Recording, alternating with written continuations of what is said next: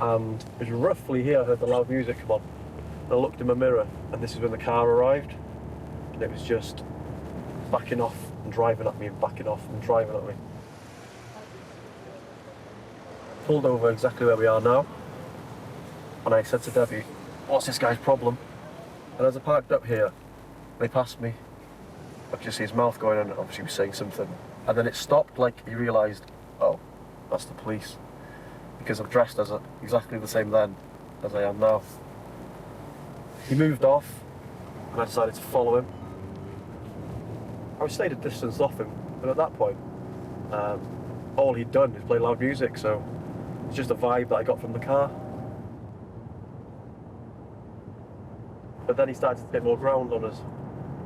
So I remember Debbie started to do a check on the car, because it then darted to the petrol station. I followed him in. I parked some distance away. Although he parked at a petrol pump, he didn't get out. He just sat in his car.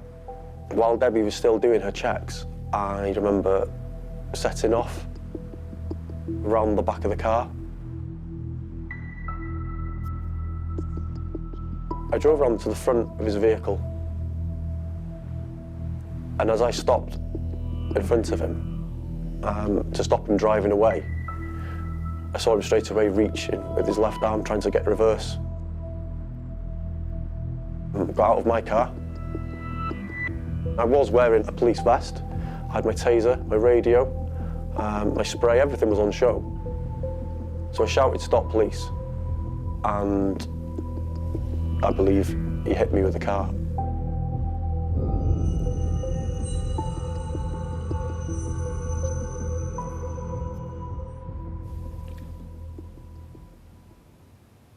Sorry. It's like something from an action movie. Because Mark's been struck, got up onto the bonnet and hit the windscreen, and then is carried.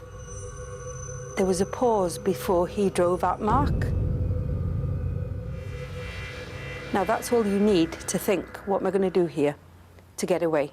Because that's what he wanted to do. He wanted to get away. And if that meant taking Mark out, then that's what he was going to do. I remember banging my head on what I now know to be the floor. I felt a sharp pain. It was really, really intense. And everything went white.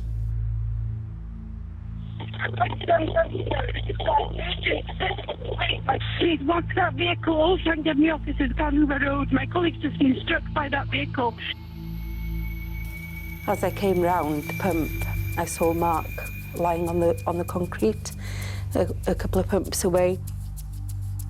I remember just looking at him thinking, he'll get up now, he'll get up, because that's what Mark does. But of course he didn't get up, and it was at that point that I knew something really serious had happened to him. We have an ambulance to the petrol station. Get text to go garage to massive emergency, please.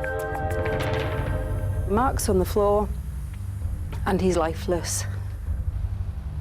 He was white, he was deathly white. He didn't talk initially, and yeah, I feared the worst at that point. I remember Debbie arriving, and she grabbed hold of my head. I said, "My head's killing in my neck." He eventually started to speak to me and just said that all he could see was lights, like really white lights, but obviously there weren't any. So I knew I was dealing with somebody with probable head trauma, concussion. Incident at Glanhover Road, 2872, struck by suspect vehicle, helimed and paramedics in attendance. Initially, I didn't know whether there was anything major that had happened to his head or back, or, you know, I'm dealing with something I don't know, but the main thing at this moment in time is he's now speaking to me, so he's alive. That's the biggie. So surrounding areas. All officers angle seen surrounding areas. Observations are requested for a Volkswagen Golf in black. It's seen, please stop check and report back to its office. The vehicle has been involved in a RTC and failed to stop after striking a police officer. The officers were dispatched and the little team that we have had then picked up the vehicle. Can Gwynedd North officers possibly cover the bridges for us, please? The vehicle was effectively stopped and the offender was arrested pretty swiftly. I couldn't hear anything, I couldn't see anything, and I just couldn't open my eyes.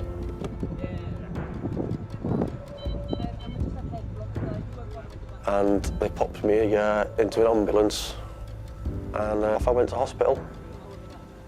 I damaged my shoulder quite badly, and I had a scan, and they gave me the good news that there wasn't anything sinister. They said, yeah, you have got really, really bad concussion, and it's probably going to sit with you for about 3 weeks, if not more. But at least I knew that I was okay.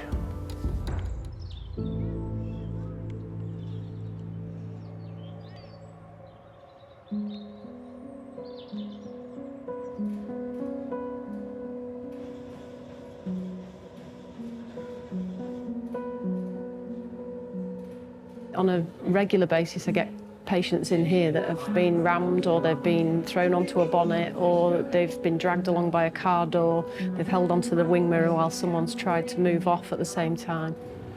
Keep going. Yeah, just keep moving slowly. He's very lucky that he's not broken any bones. Breathe out as you slowly roll forwards, nice and steady. So nice and tall. What happens when you do that? There's a trauma there. He's had to put up with somebody trying to run him over. I don't think that's easy for anybody, is it, really? He's got to get his head back around into normal life and some of the fears that drives as well. So it's not just the physical, is it? It's the other side of things as well.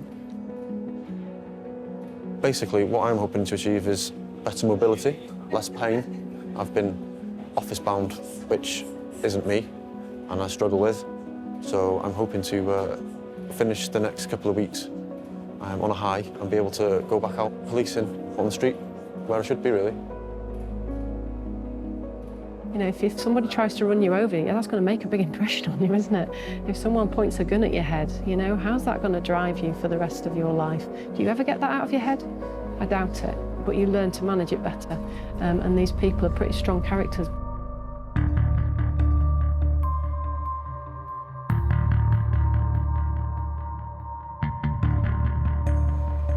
The part that bothers me the most is definitely the why. I understand people have a dislike for the police, and I know that people will do pretty much anything to get away from the police if they feel threatened. But I never expected someone to run me over. We've had this as plainclothes officers over and over again. Their defence will be, you were in plain clothes, I didn't know you were the police. That day, Mark's equipment was visible, and there is no reason or plausible excuse on this earth that that guy can give me for running Mark over that day.